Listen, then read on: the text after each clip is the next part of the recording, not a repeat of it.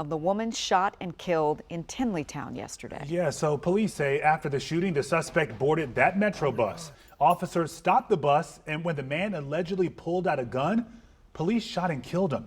Investigators say officers have responded to previous domestic violence calls involving that couple.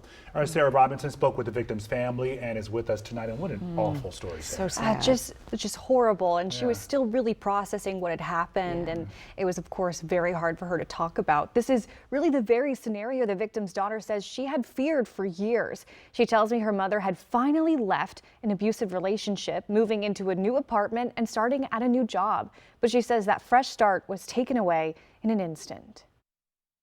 I never in my wildest dreams would think that my mother would get killed at a bus stop, just trying to move on with her life. Through tears, She kept us away from him because she knew. Wallace-Pulliam is sharing her mother's story exclusively with WUSA 9. It's been abused since day one. They were on and off for about 5 or 6 years.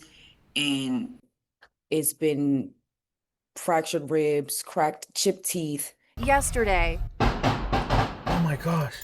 her mother, 44-year-old Melissa Wallace-Pulliam, was shot and killed.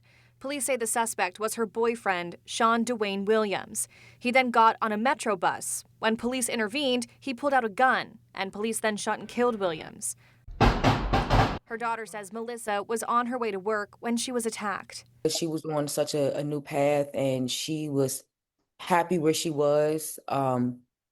He was trying to seek and destroy that. She says her mother had been working to rebuild her life, getting a new apartment, a good job, and putting distance between herself and Williams. But she says he continued to show up. He would try to choke her, or he would break through the door, or he would, punch her. I had big fears of this happening beforehand because it just progressed and kept getting worse. D.C. police confirmed there had been previous domestic violence calls for service involving the couple. The first thing you should probably do is get assessed and speak to an advocate. DC Safe works with victims of domestic violence and offers a lethality assessment to help determine a person's risk of being killed by an abuser. Advocates say several factors can signal an increased risk, including whether the abuser has access to guns or other weapons, whether they control day-to-day activities or have jealousy, whether they have ever strangled their partner, whether they have ever forced sex, and whether the abuse has escalated over the past year. She was a very colorful and vibrant woman. I feel like he was a coward.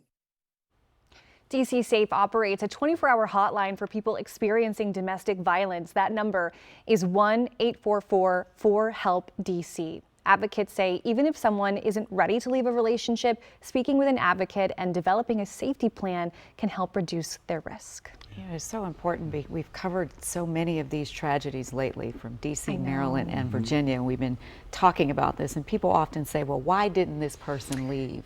And experts say that is the most dangerous time in your life. And this is the tragedy that they're hoping to avoid, sadly. And she was rebuilding her life. Rebuilding her life. She's doing really well. Yeah. Wish more could have been done to protect her. Sarah, thank you.